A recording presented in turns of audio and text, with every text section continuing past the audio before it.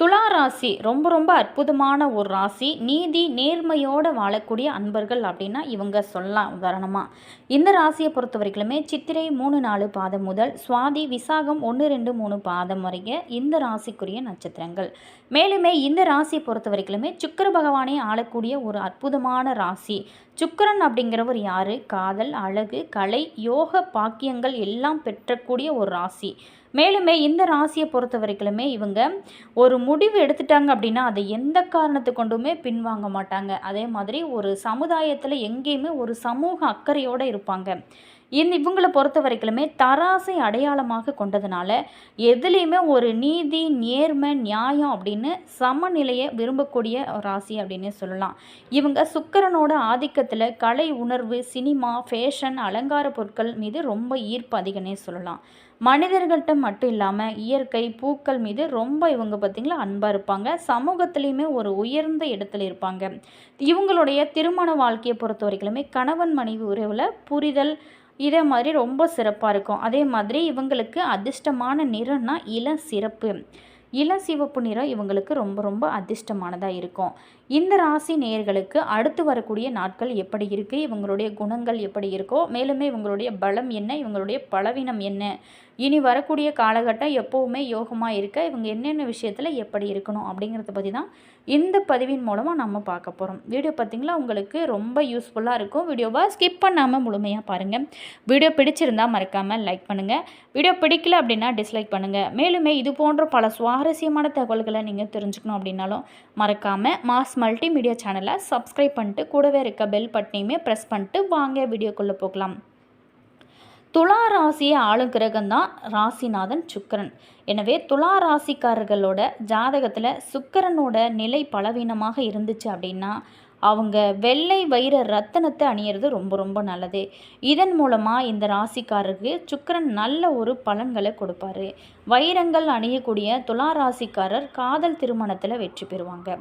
அதே மாதிரி இவங்க பார்த்திங்களா காதல், அழகு, நுட்பத்தின் கிரகமான சுக்கிரனால் ஆளப்படக்கூடிய இந்த துலா ராசிக்கு வைரந்தாங்க முதன்மையான ரொம்ப முக்கியமான ரொம்ப மங்களகரமான ராசிகள் அப்படின்னு சொல்லலாம். அதே மாதிரி இவங்க பொறுத்த வரைக்குமே தொடர்ந்து சுக்கிர பகவானை வழிபடும் போது இவங்களோட வாழ்க்கையில் நல்ல ஒரு முன்னேற்றத்தை சந்திக்க முடியும். இந்த துலா ராசிக்காரரை பொறுத்த வரைக்குமே முடிஞ்ச வரைக்குமே ஏழை எளியவங்களுக்கு ஹெல்ப் பண்ணாங்க அப்படின்னா இவங்களுடைய ராசிப்படி இவங்களுக்கு இனி வரக்கூடிய காலகட்டம் ரொம்ப ரொம்ப யோகமான பலன்கள் எல்லாமே இவங்க பெறக்கூடிய அற்புதமான வாய்ப்புகளுமே அமையும். அதையெல்லாம் சரியாக பயன்படுத்தினீங்க அப்படின்னா நிச்சயமாக உங்களுடைய வாழ்க்கையில் நல்ல ஒரு ஏற்றம் தான். இந்த துலா ராசியில் பிறந்தவங்க இயற்கையாகவே அழகுடையவங்களாக இருந்தால் கூட அதோட செயற்கை அழகையும் சேர்த்து ரொம்ப அழகாக தோற்றமளிக்கக்கூடியவங்க. அதே மாதிரி இவங்களை பார்த்திங்களா நேர்மையே குறிக்கோளாக கொண்டவங்களாக இருப்பாங்க இந்த துலா ராசிக்காரர். நீதியையும் நேர்மையும் நிலைநாட்ட இவங்க விரும்புகிறத போலவே மற்றவங்களும் இருக்க வேணும் அப்படின்னு நினைப்பாங்க. அப்படி நடக்கலை அப்படின்னா ரொம்ப ஆத்திரப்படுவாங்க. தராசு எவ்வளவு சிறிதாக இருந்தால் கூட அது எப்படி துல்லியமாக எடை போட உதவுதோ அதே போல தான் மற்றவங்களையுமே எடை போட்டு வைத்திருப்பாங்க இந்த துலா ராசிக்காரரு. அதே மாதிரி வசீகர ஒரு தோற்றமும் உறுதியான இவங்களுடைய பேச்சு ஆற்றலும் எந்த சூழ்நிலையிலுமே ஒரு சந்தோஷமான மனநிலையுமே கொண்டிருப்பாங்க. அதே மாதிரி எந்த ஒரு விஷயத்துலையுமே இவங்க ஒரு முறைக்கு 100 முறை சிந்தித்து செயல்படக்கூடிய ஆற்றல் கொண்டவங்க. அதே மாதிரி கொடுத்த வாக்குறுதியுமே அவங்க சிறப்பாக காப்பாற்றுவாங்க. அதே மாதிரி இவங்களை பொறுத்த வரைக்குமே வெளி வட்டாரங்கள்லையும் நண்பர்கிட்டையுமே ஒரு சரளமாக பேசும் இவங்க வீட்டில் ஒன்றுமே தெரியாதவங்க போல தான் இருப்பாங்க. எதற்குமே சளைக்காமல் பாடுபட்டு உழைக்கிறதுல வல்லவர்கள் அப்படின்னே சொல்லலாம். அதே மாதிரி எவ்வளவு தான் தோல்வி வந்தால் கூட அதை எல்லாமே இவங்க தோல்வியை கண்டு துவந்து விட மாட்டாங்க. இவங்களோட மன வாழ்க்கையை பொறுத்த வரைக்கும் எப்படி இருக்கும் அப்படின்னு பார்த்தோமா துலா ராசிக்காரோட மன வாழ்க்கையான திருமணத்திற்கு பின் சுபிட்ச நிறைந்ததாக இருக்கும். அதற்கு காரணம் என்ன அப்படின்னா அவங்க எப்பாடுபட்டாவது சுய கௌரவத்தை ஏற்படுத்தி கொள்வாங்க. இவங்களுக்கு அமையக்கூடிய வாழ்க்கை துணையும் நல்ல ஒரு அறிவாற்றலோட அமைதியான குணத்தோட ஒருவரை ஒருவர் விட்டு கொடுக்காத ஒரு பண்போடு அமையும். இவங்களுக்கு தேவைகளை முன்கூட்டியே அறிந்து வரவிற்கேற்றவாறு குடும்பம் நடத்தி ரொம்ப சிக்கனமாக நடத்த தெரிஞ்சவங்களாக இருப்பாங்க. அதே மாதிரி காலம் அறிந்து உணவளிப்பது, எவ்வளவு மனக்குறிகள் ஏற்படினோ அனுசரித்து நடப்பது, ஒருவர் கோபப்பட்டால் அதை ஒருவர் அமைதி காப்பது போன்றதில் எல்லாமே குடும்ப சூழல் ரொம்ப சிறப்பாக இவங்களுக்கு அமையும். அதே மாதிரி மன வேற்றுமையோ வெறுப்போ ஏற்படாமல் நடந்து கொள்வாங்க. விருப்பத்திற்கேற்றவாறு வாழ்க்கை துணையும் இவங்களுக்கு அமைகிறதுனால பிரச்சனைகள் அற்ற வாழ்க்கையானது சிறப்பு அமையும். அதே மாதிரி இவங்களோட பொருளாதார நிலை எப்படி இருக்கும் அப்படின்னா, துலா ராசியில் பிறந்தவங்களுக்கு பண வரவுகள் பொறுத்த வரைக்குமே ஏற்றத்தாழ்வுடையதாக தான் இருக்கும். கையில் பணம் வருவதற்கு முன்னாடி செலவுகள் வாயிற்கதவை தட்டுமா, அப்படி தான் இவங்களுக்கு இருக்குமா. அதே மாதிரி இவங்களோட தேவைக்கேற்றபடி பண வரவுகள் வந்து கொண்டு தான் இருக்குமா. ஏழை எளியவங்களுக்கு இல்லை அப்படின்னு வரவங்களுக்கும் இவங்க நிறையவே ஆதரவு கொடுப்பாங்க. அதே மாதிரி சின்ன வயதில் கஷ்டங்களை சந்தித்தா கூட அதுக்கப்புறம் தன்னுடைய வசதிக்காகவும் குடும்பத்திற்காகவும் வீடு மனை வண்டி வாகன வசதி வாய்ப்புகள் எல்லாமே இவங்களுக்கு இயல்பாகவே ஏற்படுத்தி கொள்வாங்க. நடுவயது வரைக்குமே இவங்களோட வாழ்க்கையானது போராட்டமாகத்தான் இருக்கும். தேவையில்லாத செலவுகளை குறைச்சிங்க அப்படின்னா மற்றவங்களுக்காக கடன் வாங்குறதும் மற்றவங்களுக்காக வட்டி கட்டுறதையும் நீங்கள் தவிர்க்கலாம். அதே மாதிரி இவங்களை பொறுத்த வரைக்குமே நல்ல ஒரு சிந்தனை உடையவங்க அப்படிங்கிறதுனால பொதுநல சேவைக்காக நிறைய செலவுகளை இவங்க செய்வாங்க. அடிக்கடி வெளியூர் பயணங்கள் தெய்வீக யாத்திரைகள் செய்யும் வாய்ப்புகளுமே இவங்களுக்கு அமையும். அதே மாதிரி இவங்க குலதெய்வ வழிபாடு தொடர்ந்து செய்வது ரொம்ப ரொம்ப நல்லது. நிரந்தரமான வருவாய் இருக்கும். நிரந்தரமான வருவாய் இவங்களுக்கு இருக்கும் அப்படிங்கிறதுனால சம்பாதித்து சேமித்து சந்ததியினருக்கு சேமித்து வைக்க தவறிட மாட்டாங்க. அதே மாதிரி இந்த துளாராசி நேயர்களுக்கு பொறுத்த வரைக்குமே புத்திர பாக்கியம் எப்படி அமையும் அப்படின்னா, துளாராசியில் பிறந்தவங்களுக்கு புத்திர பாக்கியம் சற்று தாமதமாகத்தான் கிடைக்கும். அப்படி இருந்தாலும் பெண் குழந்தைகள் யோகமே இருக்கும். குழந்தைகளால் இவங்களுக்கு மருத்துவ செலவுகளும் கடன்களும் ஏற்படும். அதே மாதிரி பின்பு சரியாகும். இவங்களுக்கு தொழில் எப்படி அமையும் அப்படின்னா, துளாராசியில் பிறந்தவங்களுக்கு அரசியல் மற்றும் அரசு தொடர்புடைய தொழிலில் ஈடுபட வாய்ப்பு அதிகமாகவே இருக்குது. அதே மாதிரி போலீஸ் துறை, இராணுவத்துறை, இந்த மாதிரி பத்திரிகை துறை, ஹோட்டல் தொழில் போன்றதில் எல்லாமே ஈடுபட்டு வெகு சீக்கிரத்தில் உயர்ந்த ஒரு அந்தஸ்தையுமே பெறுவாங்க. இவங்களுடைய உணவு வகைகள் துளாராசியில் பிறந்தவங்க நிறைய காய்கறிகள் கீரை வகைகள் இது எல்லாத்தையுமே நீங்கள் சேர்த்துக்கொள்வது உங்களுடைய உடலுக்கு ரொம்ப ரொம்ப நல்லது. கொழுப்பு பொருட்கள் எண்ணெய் இந்த மாதிரியான பொருட்களை குறைப்பது ரொம்ப ரொம்ப நல்லது. முடிஞ்ச வரைக்குமே ஆயில் குறைச்சிக்கோங்க. அப்போ தான் உங்களுடைய ஆயிலை அதிகரிக்க முடியும்.